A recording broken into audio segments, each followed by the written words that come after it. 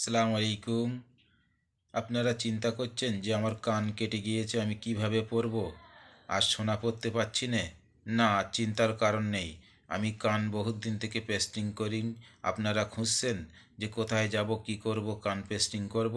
না, আর চিন্তার কারণ নেই। এখন হাড়োয়াতে চলে আসুন, কান পেস্টিং করবেন।